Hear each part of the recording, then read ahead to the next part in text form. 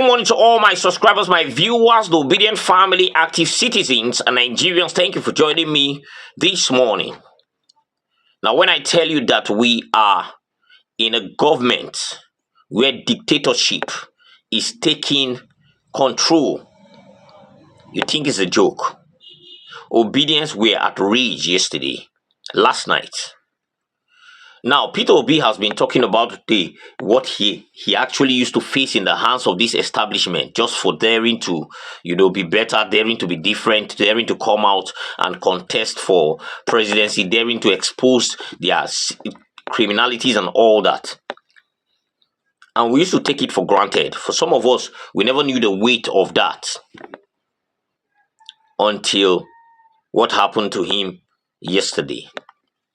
Now, Sarah Ibrahim came and on her X handle, she was like saying, look, enough. She tweeted, enough is enough. And a lot of us were very curious, trying to know, okay, what led to that, statement or that tweet. She said nothing until Peter Obi decided to spill what really happened to him. And the funny thing is that it is not him directly now. They are going after his family, his brothers, everybody there is that is close to him. The attack now they are looking for every means possible to mess the family up, mess this man up. And it's because of him, his younger brother had to face what he's facing.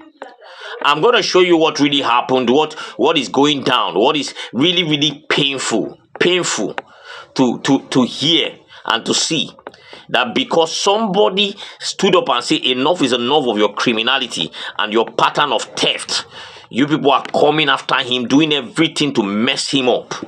Because you found out that there is no stain in this man that you can use to arrest him. You are now coming after his family. Coming after if it's not his extended family, his brothers, everybody now. For those that are not aware, they actually went to go and demolish his younger brother's company. I'm going to be showing you everything that happened yesterday, why he explained clearly.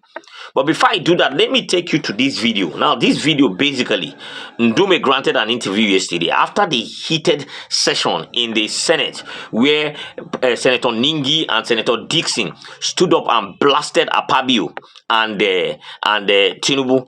Ndume decided to grant an interview yesterday and said some powerful things. Let me allow you to listen, and when I come back, we'll continue. Beyond the APC, you've also been, as you said, in the National Assembly for a very long time. Yeah. How do you assess the democratic evolution of that assembly? Do you think it's become more or less democratic as time has gone by? It has become less democratic. Let me say it's very unfortunate. If you look at what the Senate or the National Assembly historically is built, Senate is supposed to be a house, particularly Senate is supposed to be a house of deliberation, where people will deliberate on policies of government, actions of government, spendings of government. That we are not doing now. We are more of an approving institutions, just giving necessary, unnecessary support to the executive. That division of executive, legislature and judiciary is no longer there. Government have to some extent now be personalized and privatized. I can tell you that I, as a senator, is not quite even abreast of what is going on. You are supposed to deliberate. I told you yesterday when we spoke, Cory Booker broke the record in Cory Booker. Cory Booker. Yeah. The American. He spoke Senate. against Donald Trump's policy for 25 hours, 4 minutes. And at one point, he was even abusing Trump.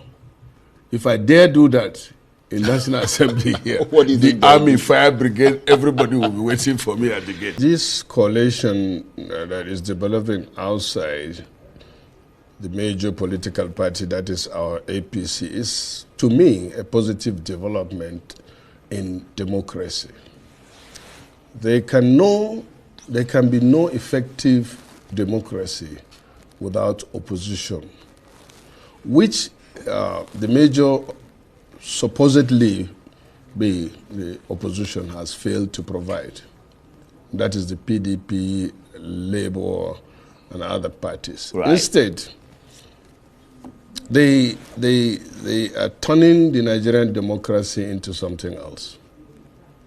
You can see the area of decampment, that means you're telling the public out there that you have no principles. You only need a platform.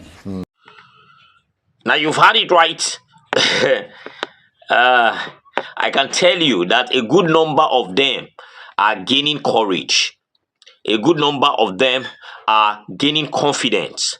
And the ironic thing about this is that some of them are even in the APC. Why we have Senator Dixon, I think he's an opposition, senator and all that. But you can hear him say what he said, what we've been saying all along, that we have something worse than a rubber stamp Senate. We have a photocopy Senate. You can see a senator, a senior senator, saying this, how that the Senate has become a place where everything they just nod, yes sir. There is no deliberation, nothing going on. Then you heard him talking about the opposition.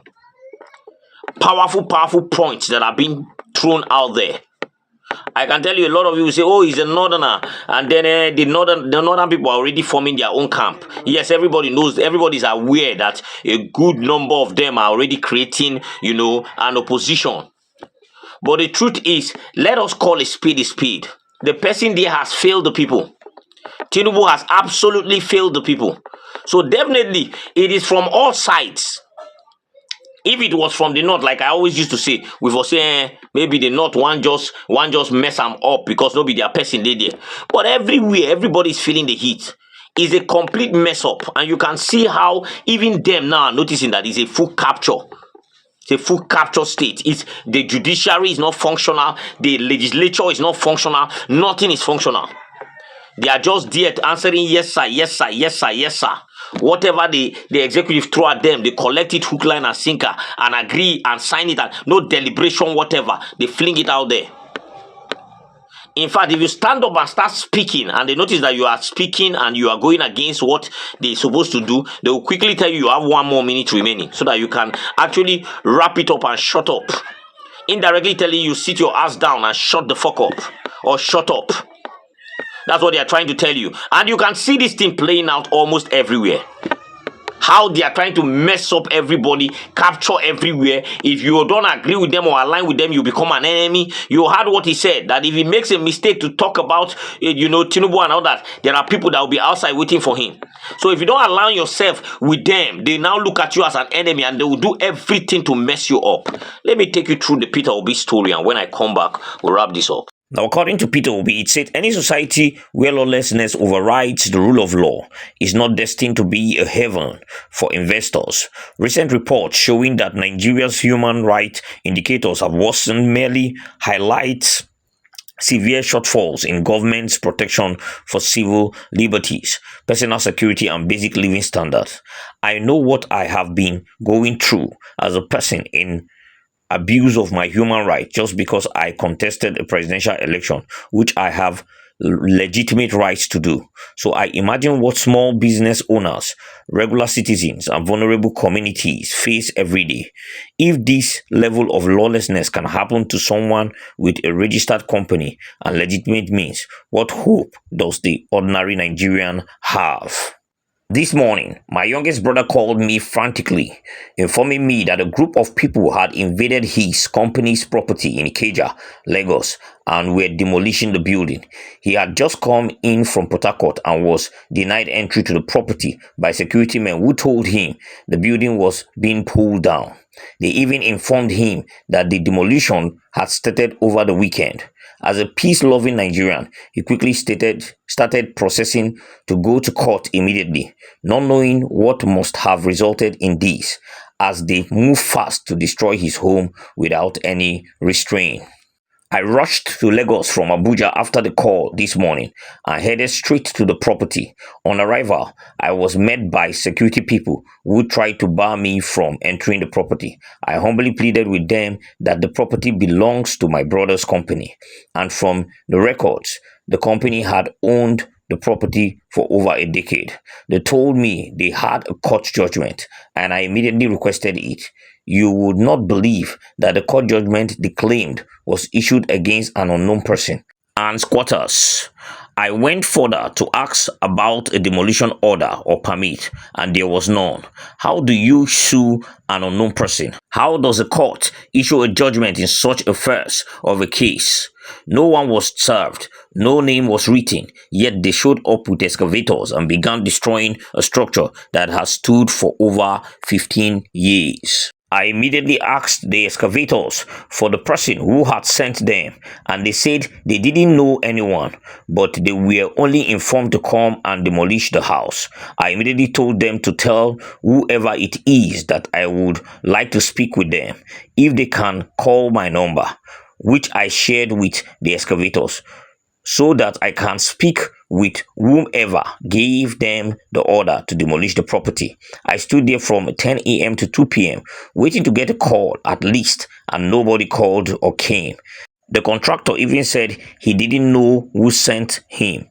2 men later came and said they would like us to go to the police station. I asked if they even had a demolition order, but they had nothing. The whole situation screamed of coordinated lawlessness and impunity. Our country has become lawless. I just started reminiscing about how just over the weekend I had a meeting when someone told me how he has invested in Ghana, Senegal, and the Benin Republic, but won't touch Nigeria despite his market being here. I asked him why. His answer was piercing. Nigeria is a lawless country. Until we have laws that protect people, nobody will invest in Nigeria. I am just shocked. How did Nigeria get to this level of lawlessness? Which kind of country are we trying to build when the rights of citizens, their lives, their properties, and their voices are trampled upon daily? I remain committed to a better Nigeria where lawlessness will be a thing of the past. Protection of lives and property, respect for human rights, care for the less privileged, and basic education for all children. A new Nigeria is possible. Peter Obi. Now you can see how far these guys can go. You can see the level. There is no limit to their lawlessness, to their wickedness, just to be able to get at somebody. And then that is what I told you. It's all about, it's a thuggish government, a government that is littered with thugs. And that is what you see. You have seen an example of it. Going to attack his family. Anybody that is close to him, they want to attack. They are looking for any way to get at him. Let's get back to the video. Now you've seen it, right? I didn't want to put reaction because I don't want to overstretch the story, but I can tell you that obedience were actually under Peter Obi's tweet telling him, please say the word, let's go and do this thing, let's do the needful. A lot of them are saying enough of this trying to be nice. You need to come out all you need to remove that part of you that is the lion. Let us leave that lamb in one side.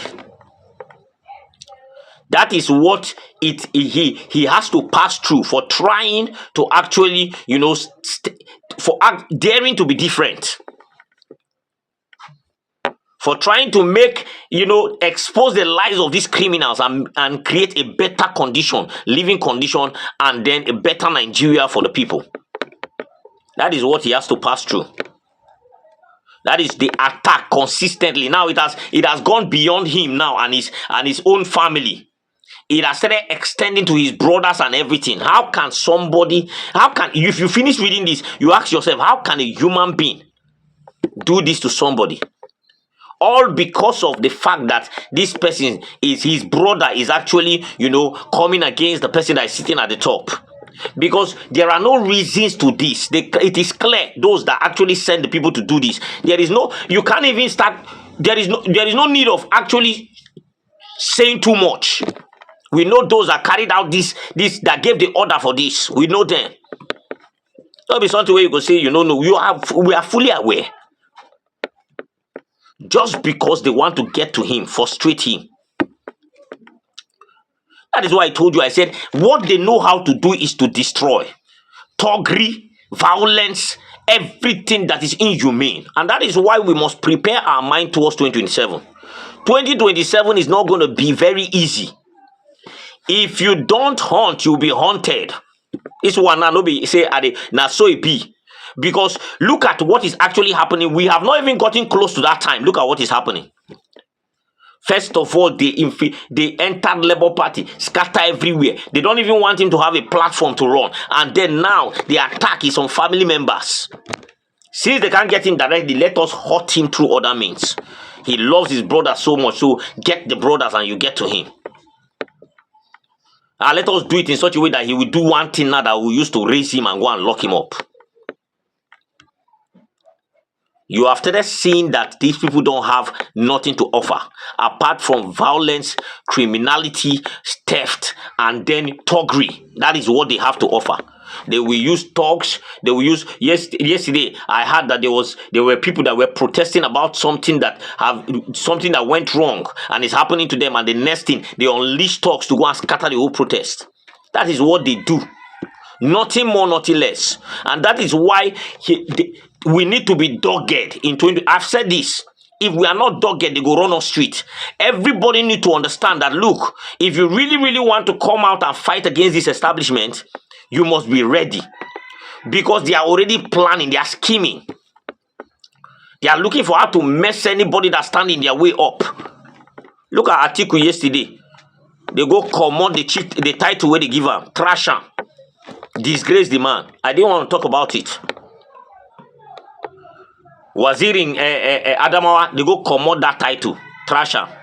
Because he is not aligning with the person sitting down there as a governor. And we know where all these things. I can tell you that these orders are coming from above. We know where they are coming from. So everybody must prepare his mind. If you really want to come out and vote or campaign in 2027 or 2026, down 2027, you must be prepared. Because I'm telling you that these guys, they will do everything possible to remain in power. Kill, destroy, do anything there is to remain in power. And then the people must be able to match them aura for aura. That is the only way it can work. Please drop your comments in the comment section. Really love to hear from you. Subscribe to this channel if you haven't. Turn on the notification bell so that whenever I drop a video, you'll be the first to be notified. Thank you for watching this video. Have a blessed remaining part of your day. I'll see you next time.